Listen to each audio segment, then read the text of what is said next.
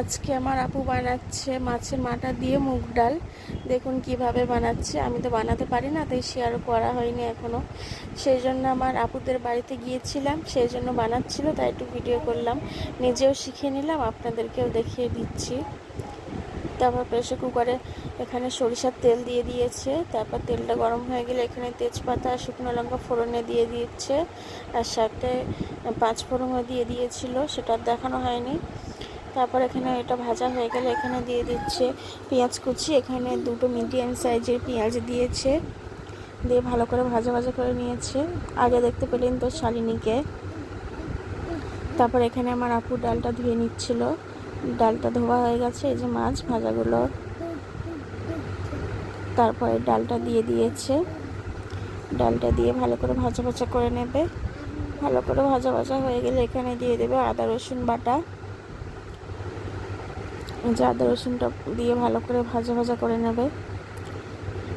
ভালো করে ভাজা ভাজা হয়ে গেলে এখানে দিয়ে দেবে হলুদ গুঁড়ো, ভাজা জিরের গুঁড়ো আর লঙ্কা গুঁড়ো দিয়ে ভালো করে ভাজা ভাজা করে নেবে। নিয়ে অল্প একটু পানি দিয়ে দেবে ভালো করে কষানোর জন্য। এখানে অল্প একটু পানি দিয়ে দিচ্ছে, ওই যে দেখছেন তো, অল্প অল্প পানি দিয়ে ভালো করে কষিয়ে নিচ্ছে। তারপর এখানে দিয়ে দেবে ভেজে রাখা মাছগুলো। দিয়েও ভালো করে কষিয়ে নেবে।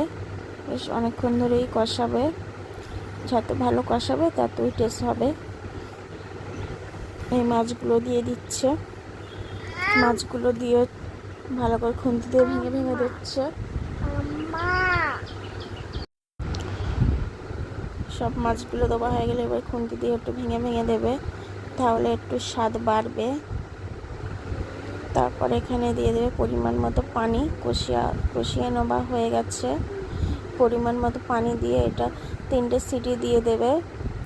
সিটি দিয়ে তারপর এখানে ঢাকনাটা খুলে এখানে দিয়ে দিচ্ছে লবণ আর চিনি। চিনিটা একটু দিলে ভালো লাগে খেতে, মুগ ডাল তো সেই জন্য। তারপর এখানে নামানোর আগে একটু ঘি দিয়ে নামিয়ে নেবে। কত সুন্দর হয়েছে দেখুন দেখতে, খেতেও দারুণ হয়েছিল। পুরোটা দেখাতে পারলাম না আপনাদেরকে, আর একটু ফোটাবে, একটু ঘন ঘন হয়ে যাবে, তারপর নামিয়ে নেবে ঘি দিয়ে। দেখুন আপনারা, এই ঘি দিয়ে দিচ্ছে, আর কিছুক্ষণ পর নামিয়ে নেবে।